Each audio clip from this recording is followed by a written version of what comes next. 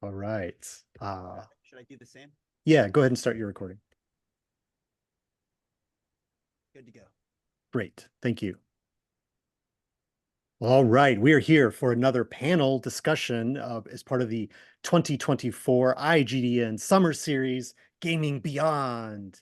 This topic is we're going beyond gaming in that we're going beyond the tabletop, like beyond playing with your friends, what is beyond that in gaming. So tonight I've assembled two guests to talk about licensed products and adapting licensed products and sort of becoming part of the canon. That's beyond the tabletop in this respect. So my guests are Sarah Kennedy, worked on a number of things in the licensed realm, Star Trek, My Little Pony, um, Power Rangers, probably plenty of others that I've forgotten. Stargate, did you get in on Stargate? Or was that I a did work dream? at Stargate. Okay, right. Uh, Also, I'm joined by Pete Petrusha, owner of Imagining Games. You've got the Chew sign on the wall behind you and the Ghost in the Shell sign behind you. Those are the ones that I know you've worked on, licensed products all around. So thank you both for joining me tonight for this discussion. Thank you. Thank you. So it smiles all around here. So I want to start with that joy part of it, right? As creators, getting to is I've not worked on a licensed product, right? And I don't know that I don't have it as a firsthand experience, right? So tell me what it's like to get to work on a property. Presumably you like some of these properties that you've worked for, right? Like I hope so anyway. So tell me what that process is like going from I'm a fan to now I'm part of the creative process. You know, Kennedy, can we? That's a really interesting question because having worked on intellectual properties now for a while, there is a level. It's a different kind of thing that leads to a different kind, not burnout, but a different kind of fatigue because Mm, you immerse yourself into this world and you love it, you live it, you're passionate about it. But I am curious because you've worked on more properties, and sometimes the ones that I've worked on, I've had more control of. Like, I want this. You, on the other hand, may have been like, "Hey, we really need someone. Can you've written for this and that? Can you write for this?" Did you ever end up in a situation where you were like, "I don't really want to do any more of this, but I'm on the hook"? Actually, yeah. So I worked on the Infinity role-playing game, and we had a tremendous team, and working with Corvus Bell was great. But what I worked on it for 3 years, and it didn't like ruin the game for me, but it got really hard to keep mustering up the enthusiasm because that was my first foray into a big licensed property. And Infinity the War Games got tons of players across the globe. And you just kind of feel that weight. Like, it's not just you want to do well. Obviously, everyone wants to do well. It's doing it correctly and not having somebody across the world saying, this was good. He got anti-grav vehicles wrong, but this is good. And then just, at first you brush it off going, okay, I may have messed up on anti-grav vehicles, but okay, well, let's move on.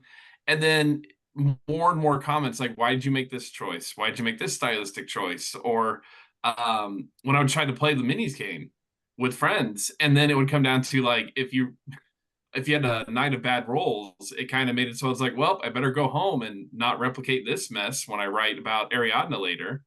And it can drain you because as much as you love something, it takes a lot of energy to do it well. And there are days when you've after you're done working on it that you're like, you know what, I kind of want to move on. As I've told a lot of people, it's kind of like how you can say you love pizza and you can sit down and you can eat like Chicago style, you can eat tavern styles, New York, soft crust, everything else. If you do that for like a year straight, eventually it's like, hey, a salad sounds nice. You really you touched on a big word there, and Matt, you probably picked on it too. Was the correctly, right? mm, There's a whole nother element to working on a intellectual property or anything that's got a pre-established fan base, right. I which is was thinking of literally, fans, are the you the getting it right? And that's just not something you have to worry about when you make a game with a new theme and a new, everything is justified by this is my game and what I wanted to make.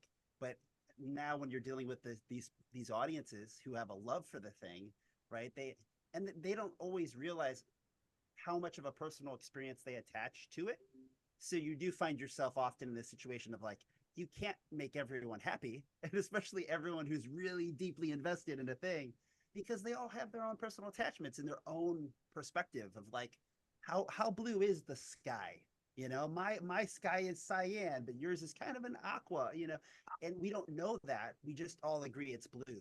Hmm. So I think that's super important. Now you've had more of the test of time where I haven't had established products in these licenses out for a long enough period of time to really get that flack or feedback.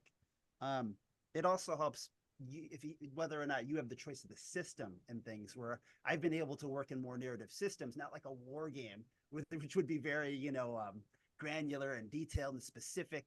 And do these exact rules make you Yeah. feel the game? Something that has, like, for the example of Chew, like a Forge in the Dark, that's much more narrative, where people can do much more of whatever they want to do. The mechanics will make it work. That also is a level of freedom, as long as the player likes that kind of thing. If they don't like Forge in the Dark, you lose. Yeah. I imagine, Sarah, there's like you've kind of got a little bit of backup, at least. I mean, obviously, if your name is in the credits page, people are going to be coming at you on the internet if they don't like the anti-grav tanks or whatever, Rainbow Dash would never. But the but if you're working, you've kind of got like some backup, right? Like, because you're on a team and this is a licensed product and there's like a company who's producing the game, Renegade or uh, you know, I'm blanking on who did Transformers is Renegade and Mhm. the and My Little Pony and then Modifius. Modifius is the other company. Like, these are not tiny companies, they've got clout. And then there's a whole approvals process, and that's kind of one thing that I also want to touch on, like the difference between working big and working small for approvals. But like, you know, you can say like, I'm sorry, fan, that you didn't like what I did, but I got it approved at every level. Like, this is official material, like, sorry, like it is. I mean, that doesn't necessarily mollify an interaction on the internet, but at least is that part of the process after the fact where you've got to manage at all those levels, right? So you can just say like, look, this was a whole process and I'm not the only person here. Like, this is Marvel approved or not, or whatever, whatever product you're working on. Yeah, like for people who might not be aware, when you work on a licensed property, what Matt touched on, you have to get approvals for what you do. Very, very rarely are you going to get a creator or a company that's going to license you their work and not want, to have their hand on, involved somehow. And that's for a lot of reasons. I mean, we've all seen like the weird knockoff Doctor Who movies that pop up. Like, if you search Prime, you find weird, not Doctor Who, not James Bond. Like Sean Connery's brother apparently was in a James Bond movie. Um, I think they Sean want to, Connery was also in a knockoff James Bond movie. yeah. They want to be involved, and it's not just about numbers and we want this to sell well. You want to create something that's fun, that's faithful, and kind of just fits in with, and I know this is probably a really annoying term, the canon, Hmm. which that's just like what's considered official or fits in with like the established mythos of whatever universe you're playing in. And you want to do it from a personal perspective, you kind of want to fit in too.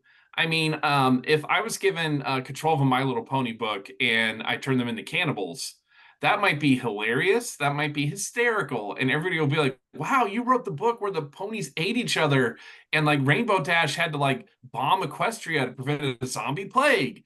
And then from then on, you're known as the person where it's like, hey, we're enjoying My Little Pony. And there's this weird book that where there's zombie ponies, and we don't know where that fits in because clearly all the ponies are okay. It's kind of one of those things where someone has to kind of step in and be like, I like what you're doing, do more of it. Could you change this? Or the dreaded, we don't feel what you're doing is fitting in. We need you to change this. Which feedback, you need the feedback anyways. I've known a lot of writers who get terrified when approvals come around because they're worried that somebody's going to ask them to change something. And sometimes it can happen out of nowhere. I mean, when we first started working on Star Trek Adventures, we accidentally guessed the plot to season 1 of Discovery because we were having a lot of fun writing the game, and we started doing the mirror universe. And by this is a spoiler for a 7-year-old show. Sure, If you sure. haven't caught up on Star Trek Discovery at this point, halfway during the first season, they go to the mirror universe, and the latter half is in the mirror universe. And we were all excited. We wanted to do like an adventure and talk about it and be like, yeah, this is really cool.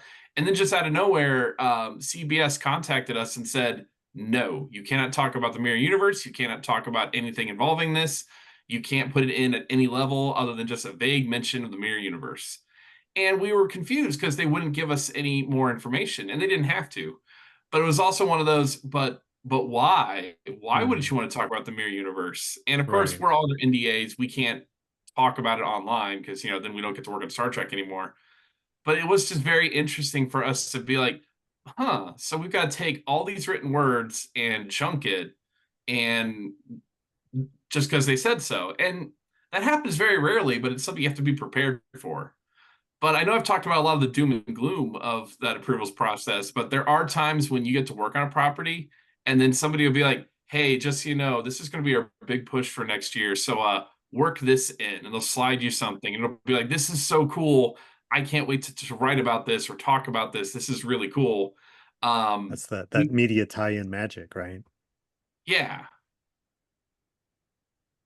It's funny because we have totally different roles in some ways. Like, I'm a little more like hands in every part of it, of like the art direction, because more working as the publisher, right, as the developer. At least with Chew, and then with Ghost in the Shell, that becomes like I'm working for Mana Project Studios and design, being the game designer. So it's a little bit of both different positions, because it's interesting to hear when you're hearing you talk about dealing with the basically the intellectual property, the licenser, right, the owner of the property. But I'm curious to how you felt about, like, was it harder dealing with them or dealing with the person who runs the publisher company? Because that's where I'm that middleman, right? That's constantly, like, everything goes through that person, and it is looking at it and seeing if they, giving it the sniff test, checking it for content, for writing, for what they think the IP owner is going to think. Did you find it? I imagine it's easier to work with them because there's more communication, or is it harder because they're the person you're constantly they're the one vetoing everything, like. As someone who's had to be like a junior developer on projects, it's much more difficult being the developer. So while I think it's easier because I get to talk to a person like you, I get to be like, hey Pete, I want to do this, can I do it? I would say that you have the harder job, Yeah. because then you're like, wow, that's such a really cool idea. You want to add like jetpack ponies, cool. I got to go talk to the licensor and be like, are we doing jetpack ponies, are they Right. allowed? And you could be like, that is such an amazing idea, and I don't want to crush you. But at the same time, let me talk to my licensors, let me do this. And then the licensor might be like, cool, but do it right. Which then goes to, okay, well, now Pete has to figure out a way to make jetpack ponies more than just a bit, like more than just a gag in a book. And I think that what you do is definitely like, heavy wears the crown. Heavy is the head that wears the crown. Is the funny part, right, is from my perspective of the buy-in of the person who gives you the rights, because that varies greatly. Is it a corporate group, like a team that will filter to different people that have differing workloads and response times and investment in the project, or what they know of role-playing games, like even of what you're doing. So yeah, because if the person's really invested, I can go, hey, what do you think about jetpack ponies? And then let's respond to you before you write it. But more often than not, especially dealing with some partners who are very slow to respond, that middleman, me's got to make these choices, and it may lead to you being like, oh well, yeah, it was so good, and Pete thought it was good, but then at the end of the day, yeah, those couple thousand words just get shelved. Like that would just eventually was no, or maybe even like, yeah, it better be good, but we never know what better be good is until they just later tell us not good. So yeah, it's an interesting thing to have someone looming over that isn't a person really in the weeds that does have a lot of, it's almost like they're selling you a house, right? They have a lot of value for the house. They don't want you to do anything, to it that's Right. really changing it or causing any damage or might possibly, but then they're not trying to help you or pay more money or, so it's, yeah, it can be really interesting. Um, I want to ask you, Pete, about like maybe to give a little bit of an example, like of working with more directly with the owners, like the licensee, Sure. or you're the licensee, they're the licensor, but the because once you got, I know there's a whole story about how you got connected with the creators of Chew, but like once you were connected, was it easy to call them up and like, hey, we've got this idea. Here's our list of 25 new weird powers that we're going to put in the game. Thumbs up, thumbs down? Or was it more because you said some people don't get back to you? What I mean, they've got jobs, they're busy with other things. Was it was it easier to be more closely connected with somebody who's done a creator-owned comic, and so there's not, you're not talking to Disney, you're not talking to some corporate Sure. entity, you're talking to like a pair of creators who own the game. Maybe it wasn't easier or it was different. How was it?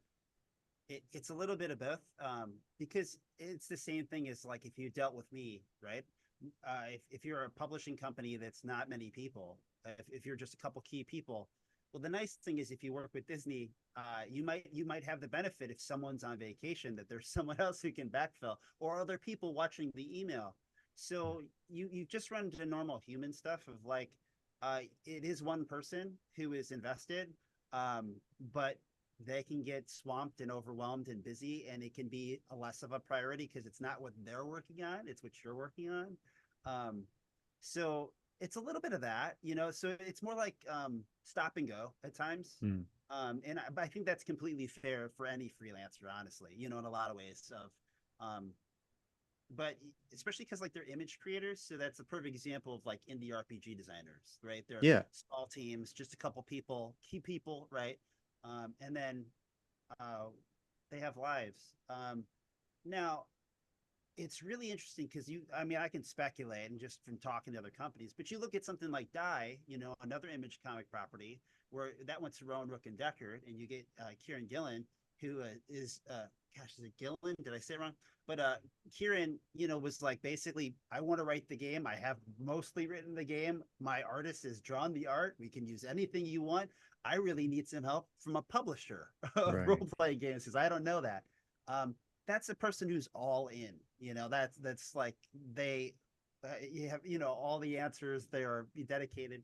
I think much more often, when they've done the work, they're happy to help, but it's your turn now, right? Like that's Yeah. why you came to them, right? Like I have Right. an Right. opportunity to give you more money and to grow or continue entertaining this audience. Right. Um, and it's a weird thing of like from what I've seen where they always want to do more, but then they don't really want to do more because they're just like they want to help a lot, but then they're busy. So, every so often they're like, "Oh, I want to do that." Yeah, it's not really gonna work Right. out. So, um, but like dealing with Ghost in the Shell, not personally, but seeing some of that because that is a larger company and it's in Japan, so it's not local. Obviously, there's more channels, and anytime there's more channels, and if it's treated like Monday through Friday business, that's different too. You're not going to get a response at midnight or Right. on the weekend. Yeah. There's also language barriers. Like I've worked with licensors where English is not their primary language, and they're very intelligent people. But sometimes you can both be talking about a project and you can walk away with different conclusions, and it all comes down to how a sentence gets translated. And when you have to talk about like nuance and everything, like with Infinity, that they're based in Spain, so their primary language is Spanish, and they speak English. But there are times when we can both agree on something, but then the next day it's like, hey, I thought we said this. It's like, oh, but in the email you said this. And there's also the other language of reading emails and comprehending tone Yeah, and right. That's what I was going to say. Like you can have a meeting and both be absolutely sure that you've come to same conclusion and actually have come to different conclusions while speaking the same language. And so, yeah. It's so hard It's in time zones too, so Mm, sometimes FaceTime is very difficult to even manage routinely. But I mean, even in hindsight, that's sometimes one of the most often things I kick myself for. Is it's like there's times when you have more FaceTime than you need, and you're like, okay, well, I should cut back on that, and then you cut back on it for a while. And you're like, oh, well, now we have next to no FaceTime, and yeah, it leads to more work, because you just, or you can, with a little bit of emotional intelligence, you start to understand, like, I think they don't, they think they keep talking about this, but I feel like they really care about that. And like, we're just like, so I'm trying to like let them know I don't care about the PDF rights or something, or like, but I thought we were talking about like bundling the book together. Are we talking about that? Are we talking about the PDF rights? Because why does that keep coming back up? Yeah, and that's the kind of stuff that always happens in email, right? Like, because things right. get mentioned and people don't know when it's finished or not, or Um, yeah. So you probably so do need routine calls. Somebody does, yeah, and that's kind of the question that I'm trying to form. I'm like, yeah, what is kind of the ideal? Like how, I mean, I know it's different at different parts of the project, but like how often do you regularly check in with the licensor, or in an ideal world, how often would you? yeah.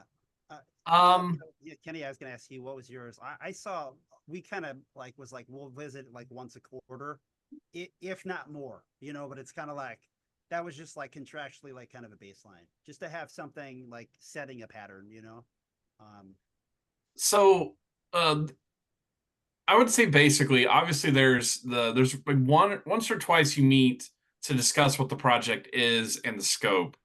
Because a lot of licensors are like, hey, I know you're making the game for us, but we want to know, what are you envisioning for it? So before the project's even launched, there's probably 1 to 3 meetings just to discuss with like the nuts and bolts. And then the licensor will want to have like a big meeting probably halfway through the project just to be like, hey, how are things going? Are you doing well? And that's not so much that they're like being anxious. It's more like, hey, because every major company has dealt with smaller companies that have just folded overnight. mhm. So they want to do their due diligence. And even if it's just a meeting that's, oh, hey, Pete, you doing okay? How's Chew doing? Is Chew working out? Like, is there any problems? And even if, and you could say, it's great. We're doing wonderful. Everything, we're just waiting on some art to come in or just all of this. And that'll just reassure them. And they'll be like, oh, cool. That's awesome. And then right before it launches, you're probably going to do a couple of meetings just because they're going to be like, hey, you send us over the file. We're reviewing it. This is our comments on it. If there's ever like a problem where they actually need to sit down and talk, like one of the things we had to deal with on the first Star Trek book was our now infamous all black background because we Mm, wanted to emulate the LCARS interface from Star Trek, and it was a cool design choice that really, really didn't work out well because even us who worked on it, we're like, yeah, this is cool, all black background, white text. And then after we were reading our books for like the 9th time, it's like, oh, we get it now. Our eyes are bleeding. This is really, really hard to read. I have double vision coming out of this. And that's just stuff that you might have to talk about a design choice, why you want to do it, because it looks cool. It looks authentically Star Trek. But then, it's one of those things where, people might be like, hey, why are we doing this? Is this the right choice? And it was something we had to back off of eventually because we all came around to it like, no, the fans are very right. This was very painful to read. But yeah, that's just what happens towards the end where things get fine-tuned. And I've sat in on meetings where we've had to be like, no, no, Rainbow Dash is this specific blue. We have to use this specific blue in all Rainbow Dash artwork. Oh, but the background's pink and it makes the blue different color when you look at it because of how the eye works. And you're like, well, we have to have a That's meeting to discuss that is how the shifting the eye works. colors. And soon it's an hour-long meeting of you going, no, no, let's do the other Pantone. That Pantone doesn't work out. We got to do a different Pantone to get to where we need to be. That's And, I I don't want to interrupt you. So finish your what you were oh, saying there. that's it. Uh, but I mean, that's that's both like fascinating because like it's those you can have an hour meeting about the specific color because it wants they that's that intellectual property kind of like stuff that we were talking about a little bit ago where it's like they want it's their property, they want it to look the way that it's supposed to look, and so then if that means that the color has to be less blue on a pink page to make it look the way it's supposed to, then that's what they care about in that moment, right? And it's sort of like, why are we arguing about the color of the blue? But like, I mean, yeah, that's the kind of thing that is both surprising, but also isn't completely unsurprising, that's part of the process. I, like I said, I'm both surprised and not surprised that you have had an hour-long conversation about what color blue Rainbow Dash needs to be on the specific page. And it's very important. Like, um, there's sometimes when you like I can't talk about major design choices because I feel like that would borderline break like NDAs, but the moment before you launch it, whether you're the big company or the little company, you get a little nervous because Mm, no one wants to release a book like the Diana Jones Awards, how that's based off of the old Indiana Jones RPG. Um, Nobody wants to make a game that's more infamous than famous. Like nobody wants to make the Morbius of role-playing games. And that's the fear each oh time. man, Yeah, because like somebody that license would be cheap. You could get that one. Madam Web would be cheaper, and I say that with love to the actresses in the movie. It's not a good movie, All but right, we don't need to talk about movies. yeah, but no, but that's the thing where the other thing that we haven't talked about is the how it can be heavy trying to consistently deliver success mm, because you could just release a hit after hit, but you don't want to release that one stinker that then makes your licensor go, oh, you know what, other company says they'll do this better and cheaper than you, and we don't like how this book went, maybe we'll go with other company, because you yeah, could put your heart into something and then the fans just won't bite. And that's not the fans' fault. And I don't want to say it's the creative crew's fault.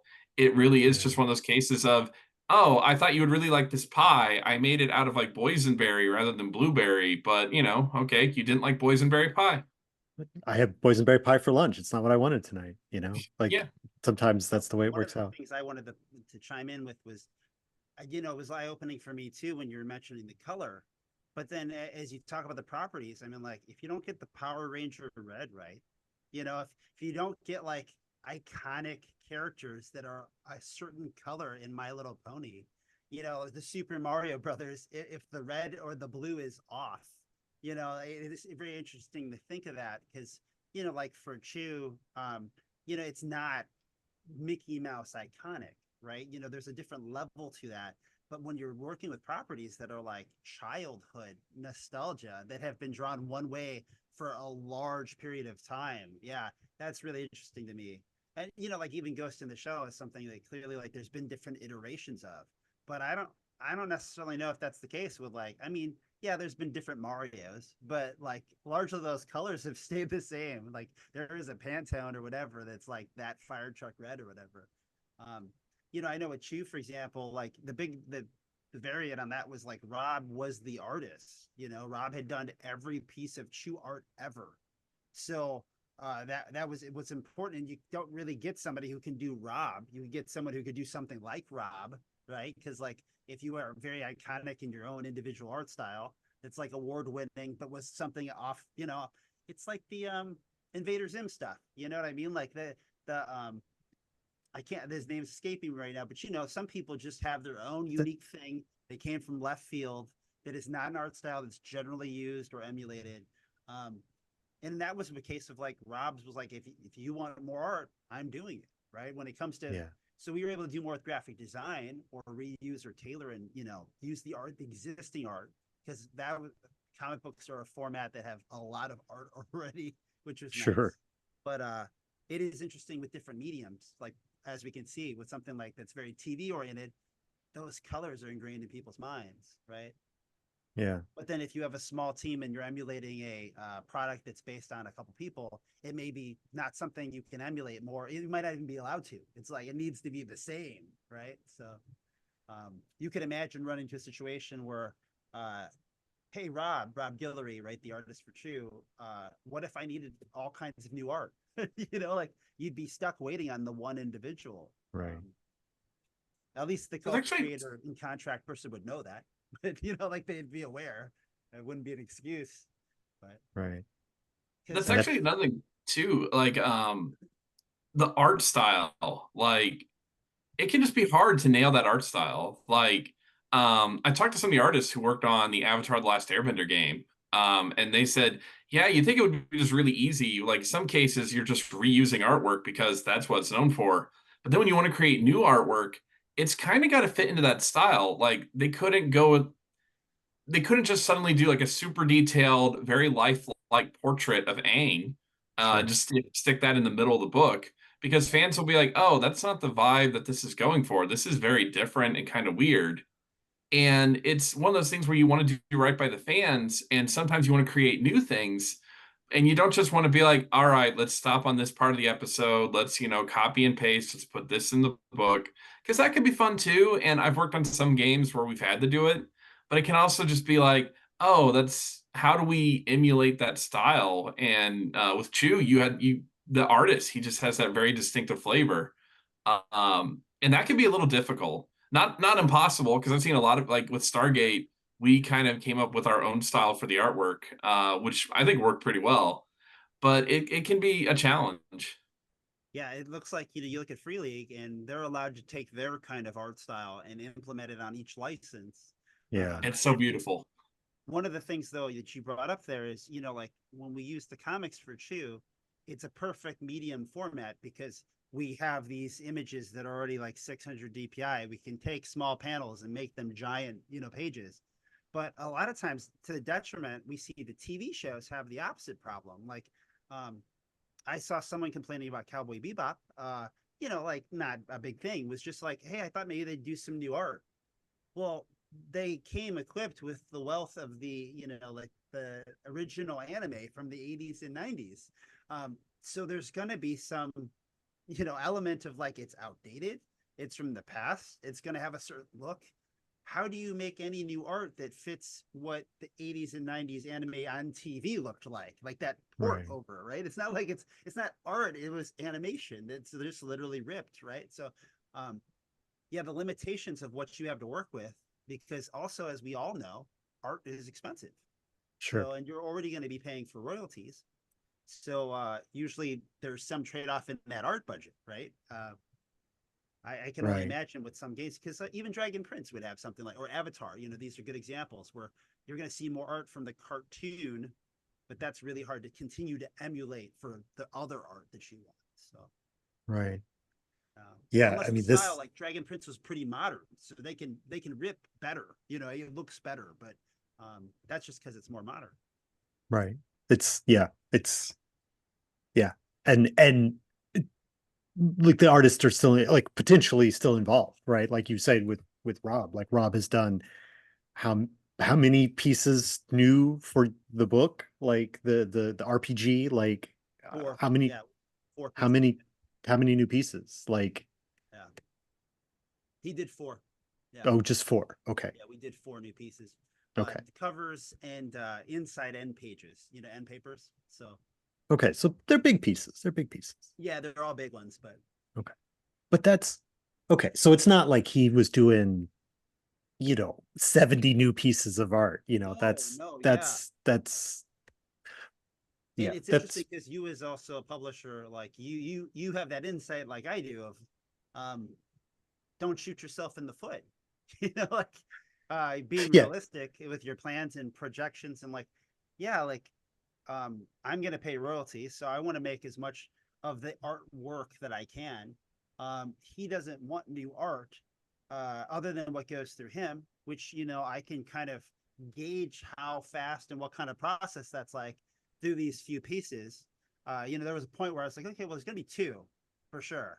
And then I think there'll be four, but I had to work with him a little to know, okay, that wasn't too bad. Like, that's fine. And by too yeah, bad, like, it was fine. It was great. You know what I mean? But it was, because you got to figure out like price and time and sure. we work together, and how did we communicate? Because these are all the things that could sync you with any freelancer, and you don't actually have a relationship. So in that way, right? That working way. Right. You're So, yeah, you're kind of, I imagine there's extra eggshells on the floor when you're like, you've licensed the product and now you're asking for a RPG compatible thing from a comic book like there's a, you can't just do, yeah, you've got to, it's weird because you're kind of like going to your boss and being like, "Hey, I need you to work on this. I'm gonna grade it for you." Like I got a couple revisions in my pocket, and right. that's but any working relationship can navigate that. But sometimes people conflict. So, um, yeah, I didn't have that issue, but yeah, but from the publisher standpoint, from the outside looking in, contract forward, uh, I wasn't comfortable with thinking that Rob could do a bunch, right? Because that's a little outside my control. So, Yeah. but I had the So, luxury of having so much art to work with anyway. right. Yeah, that's neat. It's neat that you had and was able to use so much of the art from the comic. Because then it is, like you were saying, it's not the wrong shade of the color because it's the page. That is the page, It's yeah.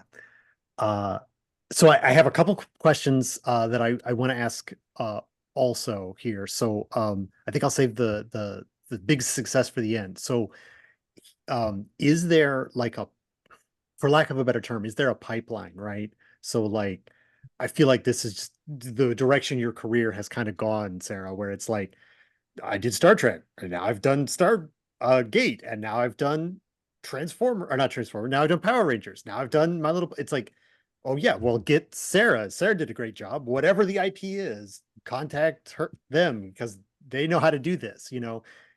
Is there, and same for you, uh, Pete. I mean, like, did somebody see what you were doing with Chew?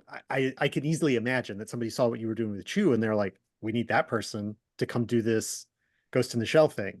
Is there a reputation like that? Is there a pipeline? Is there once is it and you mentioned Free League earlier, like I mean that's their whole thing now. Like almost Yeah, their entire thing is just Prometheus. like they've proven they can do it. And so everybody's lining up, or they're lining everyone else up, whichever way it works. So anyway, just that pipeline idea, like is there a does it get easier to continue to work on licenses if you do have the successes? Like, or is it not that way? I don't know. You tell me. It's I was going to say to set up Kennedy. The easy answer is right. You have a proven track record, and that like any freelancer for any publisher is worth their weight in gold. Right. This is not a writer who flakes. This is not a publisher who flakes. This is not and that's that whole trust thing is everything in business, right? Is the value there? Like, do I want that money or not? Or is this gonna work and make money? Do I trust that it'll happen? Do I trust it'll happen without too much of my own, hand? Because that's the other part too. Are they gonna drag? Am I gonna be forced to make this happen, or are they gonna, keep showing me reports and then one day it's done and then they're gonna send me checks? But yeah, Kennedy. it's there it's kind of one of those things where there's no real good answer. Like, I know what I want to say, but I know it kind of feels more honest to say. And honestly, like, I can't really say what the path to success is going to be, because I've seen people who, like, the second thing they've ever worked on is a triple A title, and then boom, they just keep getting to work on it. And I've seen people where they've worked like 20 years in the industry and they're only just now working on something that's not like an ash can or an Indiegogo project with a budget of like 3 grand. What I will say though is kind of what you touched on. A lot of success in this industry always comes down to reliability, honesty, and communication skills. Like, don't get me wrong, being able to spin hay into gold is a great skill to have. And there's a lot of writers out there who are just fantastic. Um, but really, you just need to be honest with the people you're working with. Like, if you have a family emergency pop up and you don't think you can make your 5K by the end of the month, they need to know. And I think most developers would be like, "Oh man, thank you. I mean, I'm going to give that assignment to someone else, but no, I'm really glad you told me, because then I'm not left, scrambling at the last minute." Your communication skills, if you struggle with communication skills, that is not like a barrier. That's not a, hey, if you're not good at with talking with people, you can never be a writer. I'm talking more about, can you follow up with people? If someone messages you, can you message back? And can you get like, your point across? Like there are times when like, you're going to have to send that dreaded email of, hey, I have to cut 3,000 words off your project. There are reasons, budgetary reasons, or I got told by the boss that we have to do it. You have to follow through. Like you can't have somebody at home. Like I'm not going to name the project, but there was a project where I ended up getting cut completely, and nobody wanted to tell me. And in the end, they all just forgot to tell me. So when the book came out, I'm like, hey, where's my big section in the adventure? They're like, oh, we cut that 6 months ago. Yeah, what's his name was really supposed to tell you. I guess Mm. he didn't until now. Um, that's communication skills are really, really important. And then also just professionalism, like can you do the work? I've worked with a lot of writers where either English is their second language or they might not have the strongest writing skills. I'm going to openly say to people reading this, I struggle with passive voice. Like I don't turn in a project that's just all passive voice, but I do have to go line by line and do the old buy zombies thing, or I have to go like control F and try to find instances of when or than in my work because I have a history degree. So we deal with passive voice because the kings of England are all gone now. So we talk about them in the past tense. And that is It's just something where I one have, king right now. well, yeah, but it's one of those things where I know where my weaknesses are and I have to be on top of them. And sometimes I slip up. I use Word and everything to help me find passive voice. But then there are times when I look at a sentence and I go, no, this sentence it should be this way. I don't want to modify it to what it tells me to because that's awkward and nobody talks like that. Yeah. And there are just times when you have to go with your gut and you have to just learn when an editor tells you, hey, this doesn't work, or hey, this is a run on, hey, you really don't know how an M dash should be used. Things said to me. Um, and you have to be like, you know what? Okay, let's see what I did wrong. And that will impress people to the point that they'll be like, hey, I'm aware of your passive voice issues, but you've delivered like 10,000 words in a month and it was pretty good and you were easy to work with. We have another project coming down the pipe that we've got a 2-week turnaround. If you could fit that into your schedule, we will keep sending you projects as long as you keep doing this and you keep improving. And I think that's probably the closest thing I can say to a formula to getting more work on licensed properties is just be you. I mean, there are a lot of Mm. talented writers out there. I encounter new ones every day that I'm a huge fan of. That I know that sounds like people say, why are you a fan of this new writer who's worked on two things? It's like, have you seen the thing? It's so cool.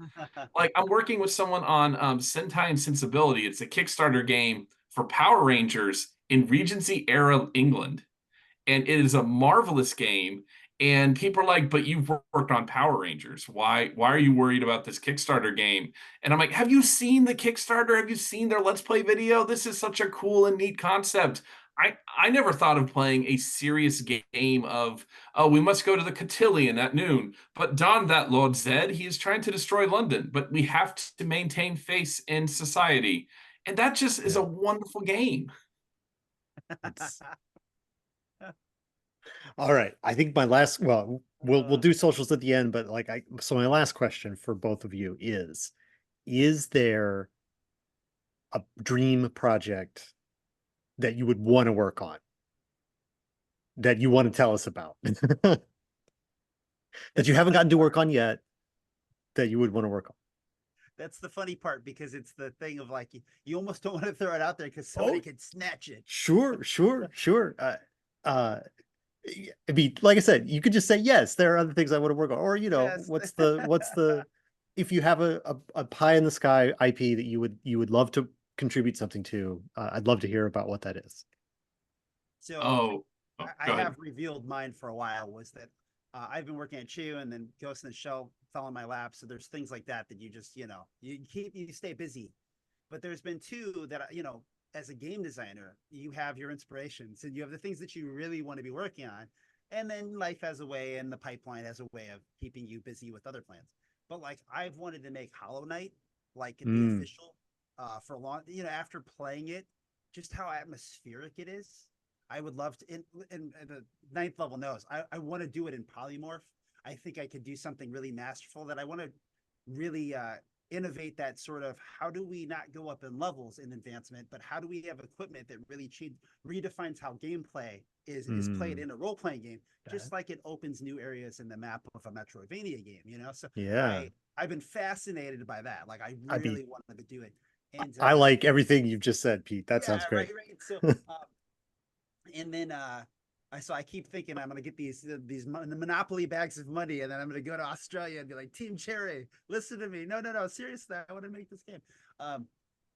And I have a guy who works for me often named Aries, and when he was getting kind of seasoned and in the meeting industry people and going to conventions, he had challenged me with like what property would never make a game, like would never be a good role playing game, like because there's so often I was like, oh no, you could do that. Oh, you could do that. No, that would work. And then I was like, Don't Starve would never work. Like it's just not a thing that it's like it just kind of emulates and each game's different. And of course, as we do, in the way in trying to explain how it would never work, I totally inspired myself and saw how it could work with things like quiet year mechanics and it could be a great one shot and generation tables and how it could just always be something different. And I was like, oh my God, I want to make this game. So the cool part is that one I think I will work on no matter what. It doesn't have to be officially licensed. It could be a Sure. great zine, even if it doesn't, but The other one too yeah. would, doesn't have to be Hollow Knight official or Yeah, be but Hollow, inspired by. Hollow Knight on the other hand has to be Hollow Knight. Well, Okay. otherwise it Okay. ain't happening. But Okay. What about you, Sarah? You got anything in this category? I've got two. One is I really want to work on Star Wars. It not only was influential to me as a kid, but also because it was kind of like I kind of want that trifecta of all the stars. I want to do Stargate, Star Trek, and Star Wars, and just That's knock that out, and then I can say I've done it. But another world that I really want to do, and if you're an old school Sega Genesis fan, you'll recognize it, is Phantasy Star, yeah, where I grew up. I had a Sega growing up, and my favorite game of all time is Phantasy Star 4.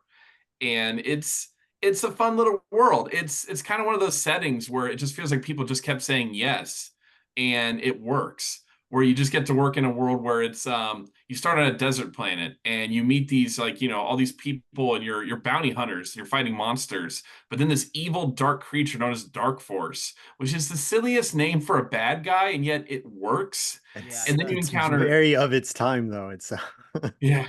What's the bad guy? It's Dark Force.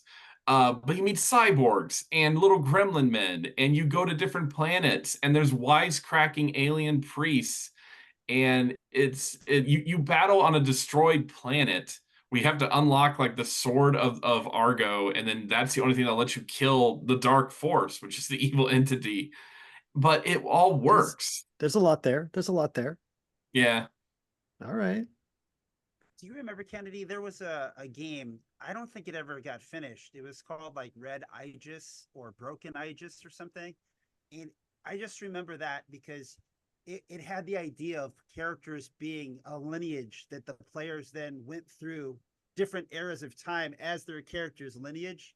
Uh, Yeah. and that's just something so Fantasy Star, right? That like would be really cool to emulate. And I know like Legacy, the I guess that was powered by the Apocalypse, right? Legacy. What was the hitch on it? It was Legacy something. It was by Minerva. Can't remember. I know what Yeah, you're talking about. I just can't yeah, it's remember. community building, but it had a little bit of that too. If you could kind of play the community over time, that's a neat concept that I haven't seen anyone master yet or really make the iconic game of that genre, or if you would call it a genre. But it's definitely something that some people have tried to tap into. It was cool because in like the second Fantasy Star for like people at home, you actually like at certain points in the adventure, you pair off and you have kids, and that determines what you get to play next. And I think that would be a cool mechanic to explore. Where you play, it's a generational story where it's Yeah. you fight the evil in this era, then you fight the evil in this era as your descendants, and I just think that would be a really cool thing to explore. Yeah. That they On top of it, you could have epic acts where horrible things happened, right? You could really have the 3 act structure of generational calamity, right? That would be so epic, but the game is kind of forced to be campaign play, which can fall on its face, you know. So Yeah. All right. Well, the two of you should get together and plan this game. You've got another project. Sounds like you're both on board for. So I wish you luck on it. Before we get out of here, close up this panel discussion. Please tell us where people can find you on the internet to like check out your games, check out your work. That kind of if people have read your games and want to give you feedback that is positive, where can they do that? So Kennedy, just to give you a heads up, like you mentioned earlier, we didn't throw a positive of why it's so great. I mean, there's clearly great Oh, reasons to work on the games. So I was going to start with that and then list my social stuff. Yeah, So I'll yeah. give you a second, right? yeah, go for it. And the clean, easy one that's just so in front of your face is that anytime I need to research something that is Chew or Ghost in the Shell, what do I get to do? I get to be a kid and go read the comics more, flip through the pages, open it up and look at the pretty pictures. Or like with Ghost in the Shell, I get to go watch TV. I get to pause and rewind, listen, turn on subtitles. Like that is great homework. It is wonderful and fun. And when you've made other games outside of licensed properties, it's kind of a treat because it's another way to research things that used to be you sitting staring at white screens or, you know, watching movies of a certain theme, hoping you pick something up. So that part is as cool as you think it is. Although sometimes it's a slog if you have to watch like 36 episodes or something and you wait till the last minute. So beware of it, be wary of that. Like if you had the One Piece RPG, that would be horrible. You know, you have to watch 1,000 episodes and try to take notes. So I'm Pete Petrusha of Imagining Games. You can go to imagininggames.com. It's got all the social links there. Chew is now available on DriveThruRPG. Of course, you'll be able to buy it at conventions and game stores soon. We did also finally get, for me, it was finally get, Broken Tales is now an IG title here in the States. That was one of the Product of the Year games from last year where the fairy tales get turned upside down. You play the villains in a 1800s folklore version of Europe. So that's me.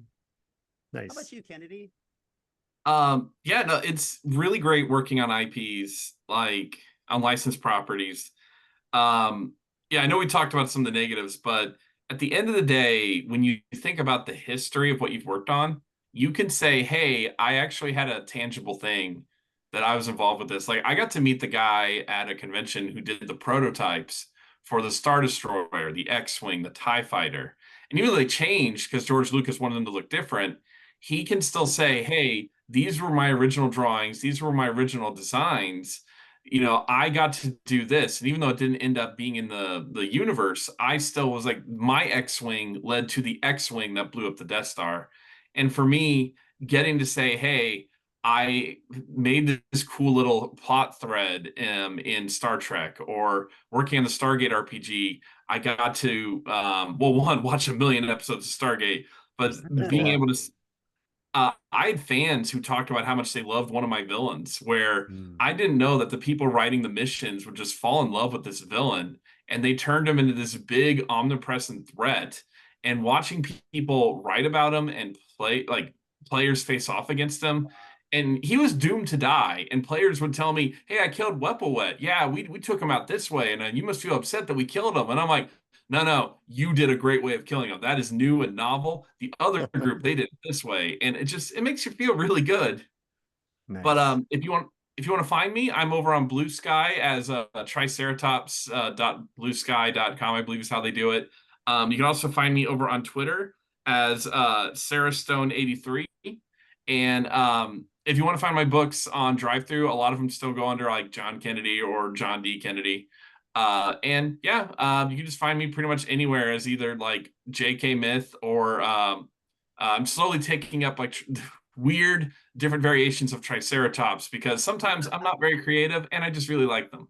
No, I mean that's if you got that in your name, that's a great place to camp on. Hey, Again, Matt, thank you. before you Yeah. sign off, you asked the question, so you have to have one too. Oh, what IP would I want Yeah. to What's work the on? IP that you could like? What is your? I don't want to say your dream IP, but it could be. Or Yeah, what's the one that yeah. right now you're like, oh, that would be fun. So the one that we've actually spent some time like speculating about Sure, yeah. is Crawl. And Oh yeah. Crawl is like a quintessential good bad movie from the 80s. Yeah. It's got an incredible, it's not an incredible cast. It's like an incredible cast of characters, right? Like Sure. there's a Cyclops guy and he can see the future, and there's the prince, and there's a like an old wise man, and he's friends with the spider lady, so they go visit the spider lady, and he sacrifices himself to advance, everybody sacrifices themselves to advance the mission. But it's like this weird fantasy sci-fi mix with like the whole problem is the beast, and the beast arrives in a spaceship. I mean, this is like post Star Wars movie. You see the spaceship come over the screen the same way you see the Death Star or the Star Destroyer at the beginning of Star Wars, and then the castle like crashes down on the planet. So he's from space. He's some weird alien guy. And they spoilers for like a 35-year-old movie. Like they beat him at the end, right? But I think mixing like what would be the magic, what would be the rule set to get that mix of characters where you would have like the prognosticating Cyclops and the like spider witch lady and the like soldiers and the the shape-shifting monsters. Like there's a lot of, it's very fantasy tropies, but it's done in that 80s sci-fi fantasy kind of thing. I think there could be some fun ways to revisit that movie. So I think Crawl would be my answer there. That's awesome. Yeah. Love Was it. it crawl or crawl? Uh, Krull, Okay. Krull. I thought you said crawl, and then at the end when you said it, I was like, oh wait, I know what crawl is. I was thinking, I was making a note to look at it. No, I totally know what crawl is. Yeah, yeah, Yeah, it's got it the makes so much more sense now. Yeah, spinning star blade thing. that's They call it a awesome. glaive. It's not a glaive, but whatever. That's what they Yeah. called it. It's the spinning star blade. Anyway, That's awesome. I've talked about Crawl way too much now. So anyway, that's again, thank you for bringing it back to the joy at the end. I appreciate that, and thank you for your time tonight talking about this part of the gaming industry and the gaming world. So thank you for sharing your knowledge and your expertise. Um, I've been Matthew Orr. You can find me at wetinkgames.com, Wet Ink Games at like all the different socials. We got a YouTube channel, we got a thing, and yeah, you can find us all there. So again, thank you for watching this part of the IGDN summer series, and see you in the next one. I guess I don't know how Game to and end it. beyond. Yeah, Game and Beyond. We'll see you beyond the table. That's a good sign out. I like it.